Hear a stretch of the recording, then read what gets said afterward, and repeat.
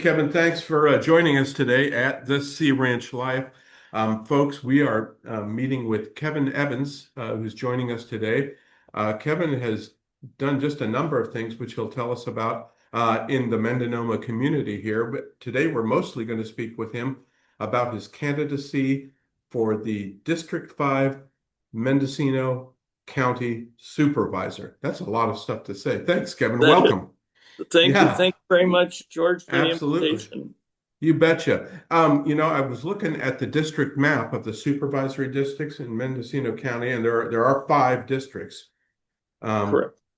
District 5 is kind of big, isn't it? It covers a It lot of it territory. it may be the largest. It Yeah. runs just south of Casper, Uh-huh. all the way down to us here in Wallala. Then it heads east, goes out to Yorkville, runs up the 101 corridor, covers a brief portion of Ukiah, Mm. and then includes Navarro, Philo, Anderson Right. Valley, Yeah. and all the way up through Albion and Mendocino and Little River. So, and Manchester and Irish Beach, and obviously the city of Point Arena. So it Yeah. is a very, very large district geographically. Yeah, that's a lot of places to get to as a candidate. Let's back up a little bit though. Okay. Why are you throwing your name in the list? The current supervisor has not announced yet, Ted Williams, but we're your guess right now. Our guess right now is that he's going to run for the seat again. That is Um, correct. Um, well, the, so why did you jump in? the reason I'm looking at it is as I've traveled throughout the fifth district and the county as well, I found one consistent message that resonated with everybody, and that's that they have unfulfilled expectations. They're looking for uh, workforce housing, a place that they can live. They're looking for a place that they can work. Um, they're interested and concerned about water conservation and quality. Do we have enough water? Are we managing it? Um, they're also worried about toxic waste that goes into our streams and the ocean that contaminate them and create an issue for the spawning of salmon and Yep. impacts our fishing industry. Um, Public safety is one. Fortunately, Wallala now has a resident deputy, but that is a concern as well as the response time to incidents throughout the fifth district. And is the sheriff's department able to respond in a timely manner? Yeah, that's a tricky one with a lot of ground to cover, and the sheriff's got finite amount of resources, so that's a challenging one for sure. The workforce housing, or housing in general, but workforce housing in Yes. particular, excuse me, that's a huge issue. It's not just Mendocino County, it's all of the counties around Mendocino County are facing this in one way or another. What's your thinking? What can you do? What can the Board of Supervisors do? How much effect what are the options out there? What are you I'm, thinking?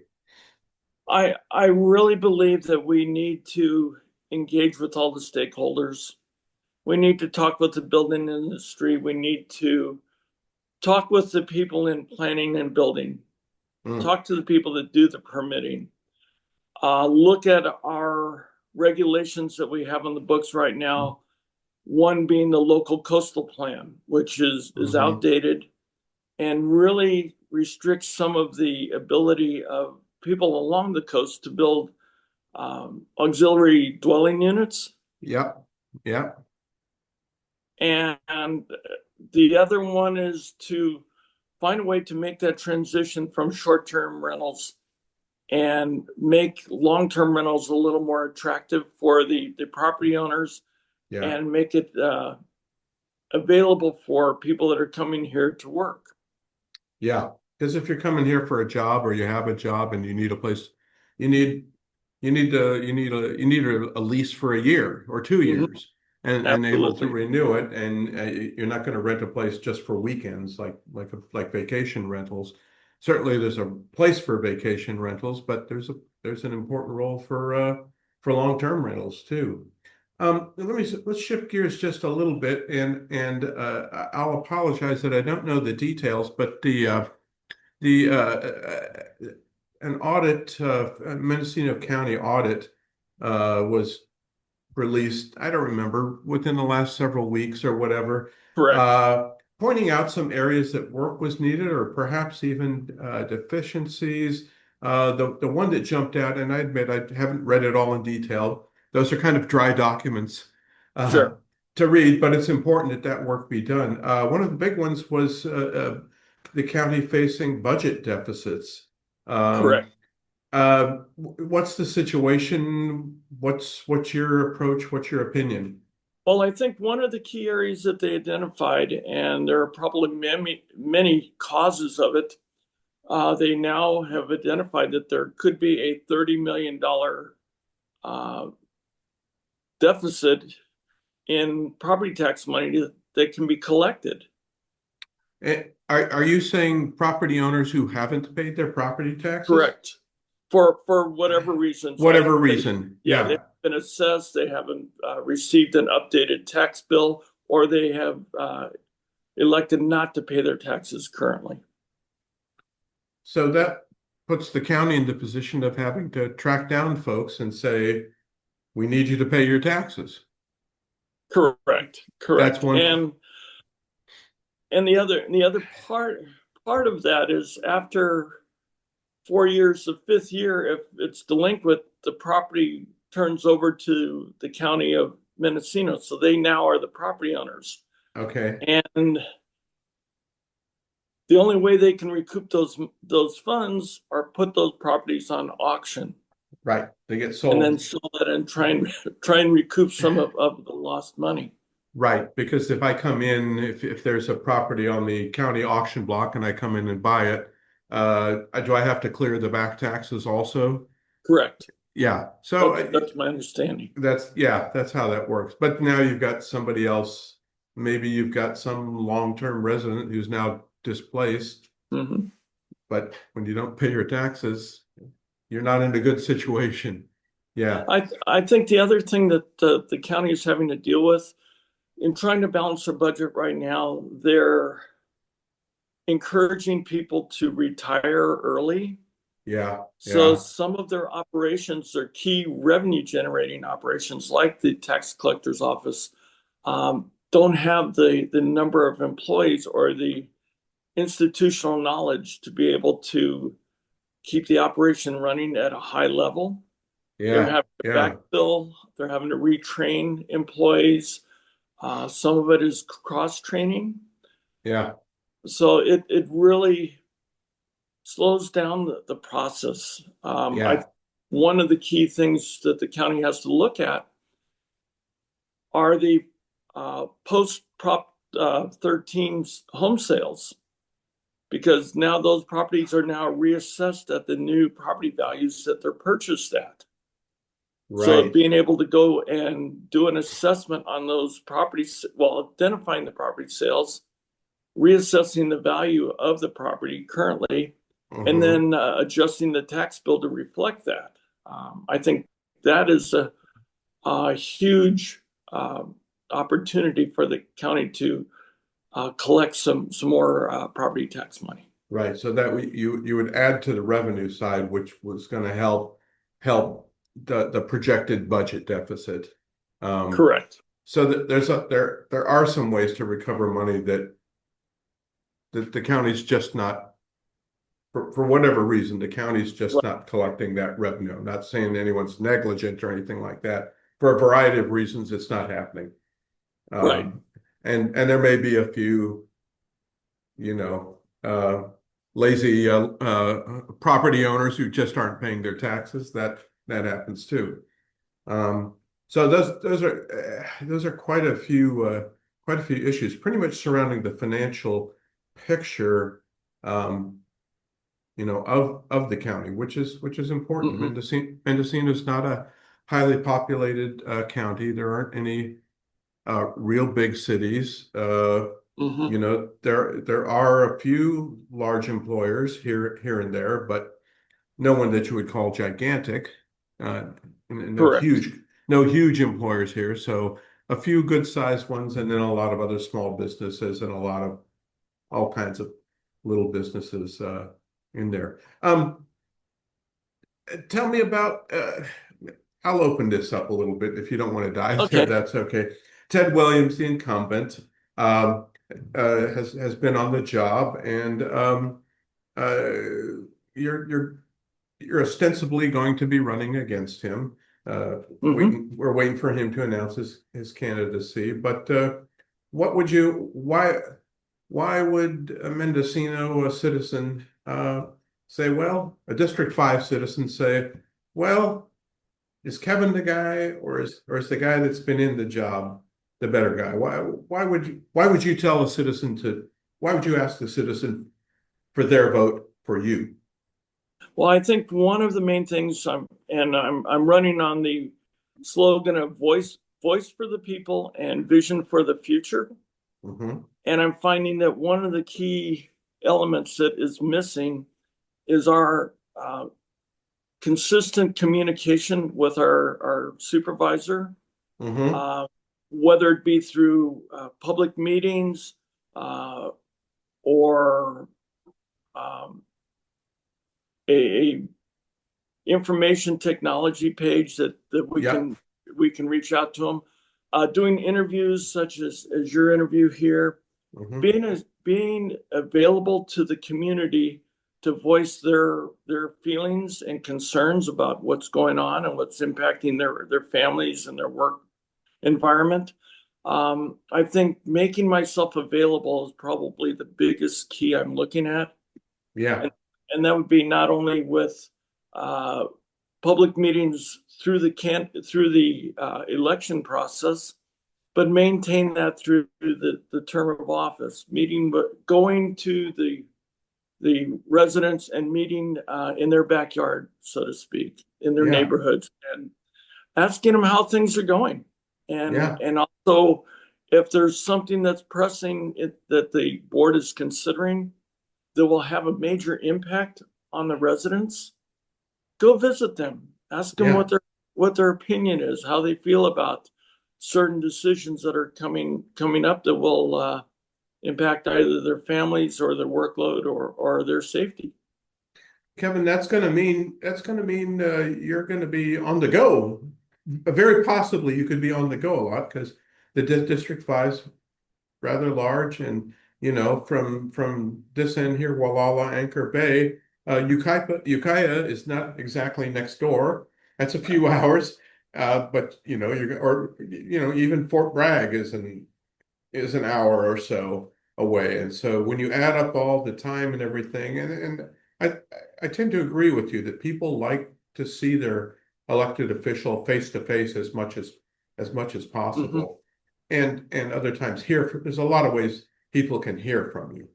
Right. But boy, if Exactly. you I think you said, God, if you can meet somebody over the fence or in their backyard or at the grocery store or wherever, Hmm. people want to tell you what's on their minds, and it's a great way for you to hear what people are thinking. But it's going to take a bunch of time for you. Do you have time to get all over this district? I do.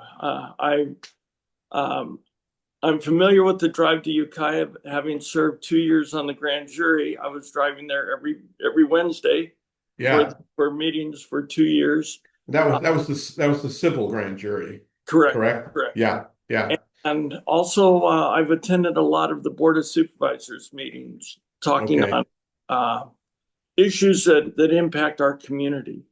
yeah, So uh, it's an easier drive. Um, yeah. When so it's when you're used to it, it's not so bad.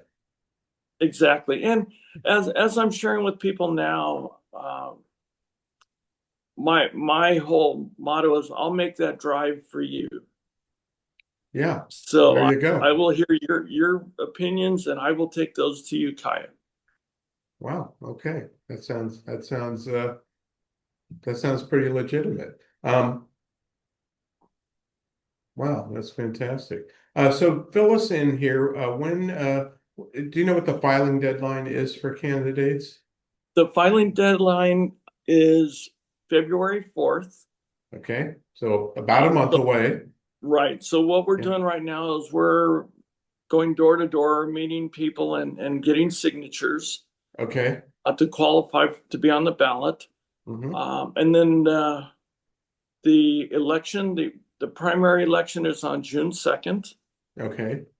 And if any candidate receives more than 50% of the vote Uh-huh. at the June 2nd election, then they don't have to run in the general in November. Then that person is the next supervisor. So Correct. 50% plus one vote wins it in the primary. Exactly. Right. And if there's no 50% winner, then it goes to a regular November election. Right. Yeah, the top Okay. two vote getters would then run head to head in the November election. Gotcha. Gotcha. And how many uh, uh, uh, collecting signatures to get your name on as a candidate? That's I think that method has been around in the Republic in the Mhm. United States for um, probably 250 years or so. So it's a time-honored approach and everything like that. How many signatures do you need, Kevin? The county's requiring 788, but Okay. we're looking to try and get around 1,000 Yeah.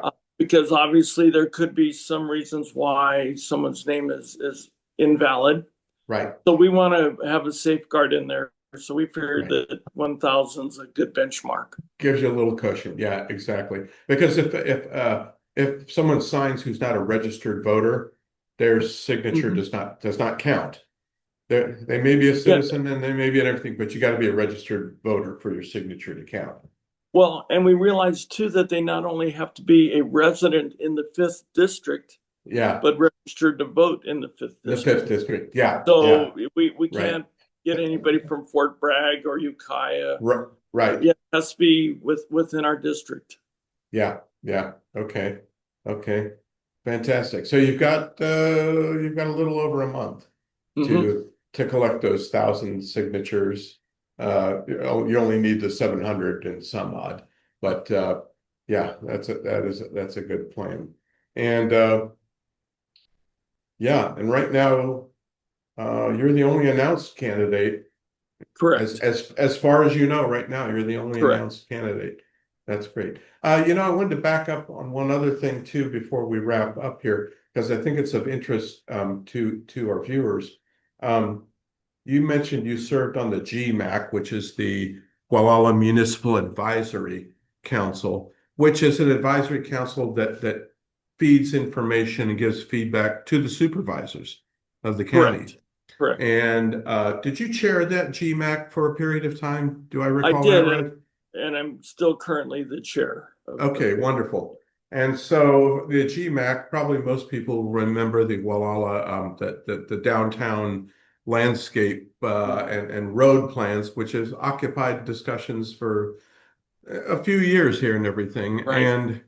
And that's very much a part of you and others on that council, as well as members of the public. We're getting their opinions and their thoughts, and sometimes their work, sometimes their planning, and their Hmm. ideas fed up to the Board of Supervisors. Um, so you kind of get, I'd say you kind of get how important that kind of bottom up information flow is because you've been a part of that. Right. Yeah. And I think one of the keys for me right now is realizing that even though we have cross borders, we have Sonoma County and Mendocino County, a lot of the services that impact the Sea Ranch residents and visitors there Yeah. are provided in Mendocino County. So it's Yeah. our job to make sure that those services are maintained to provide a comfortable area for the people in the Sea Ranch and Annapolis and the other communities Yeah.